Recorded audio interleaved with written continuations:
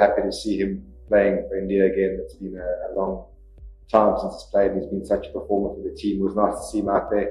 I thought he bowled pretty well, apart from maybe that full toss which slipped out of his hand. I thought he bowled 3 good overs. And it's nice to see that he's pulled up right. He'll train again tonight, and it's just how we squeeze him and Ashley into the same team now. We're going to look at the wicket when we're going to get out there. But yeah, certainly very happy that he's come through his first game back in the Indian shirt. That's great.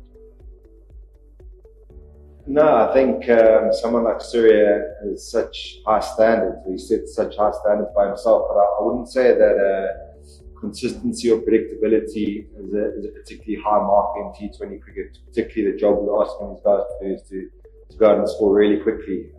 The way the international T20 game has gone, we allow for a bit of inconsistency and a bit of a lean patch like he's going through at the moment. But I always look at how guys are training, how guys are playing in the net. I thought he played 2 lovely shots the other night, which certainly made me think, oh, it's back. He's one on the leg side and one on the off side. So I don't think he's far away. And I know as captain of the team, one thing, but just in general, Gautam is very keen to back these guys and give them a long road, a long chance to prove themselves. And he's been one of the best batters in the world, let alone this Indian team. We're certainly not concerned about him, and we feel like we're a couple of shots away from being back on track and back in form.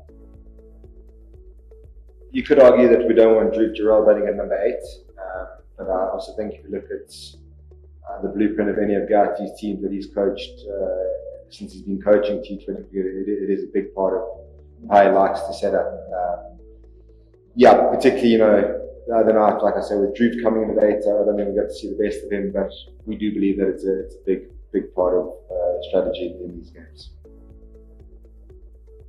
Sorry, I haven't looked at the pitch here yet, but if you're asking about the conditions to date, I think it's been a great series. I think the conditions have been very varied and it's challenged the players in different ways, particularly given that England are pace heavy and we've set out to be more spin heavy in the first 3 T20s. I think the wickets played vastly differently from each other.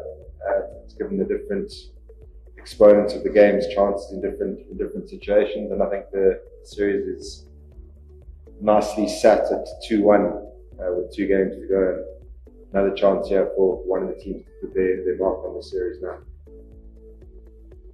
I think Rinku's fit. He played the first game, hurt himself, and missed the next 2. Again, going back to my point, we want to give guys a long enough opportunity to show how good they are, because we believe in the medium to long term guys will show how good they are. But I'd imagine Rinku comes back in as soon as he's proper fit. He batted the other night, and I think he'll be ready to go tomorrow. Look, I think it's very easy to look at results and say that it's got a lot smoother. The record of the team has been very good, and the record in contrast of the other 2 teams hasn't been as good.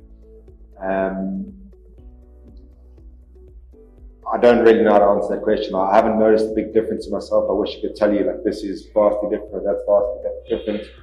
We just maybe got a little bit more of a challenge and maybe a bit more of a bigger profile to fill in the guys who've been playing the red ball and the 50 over cricket in the last few years.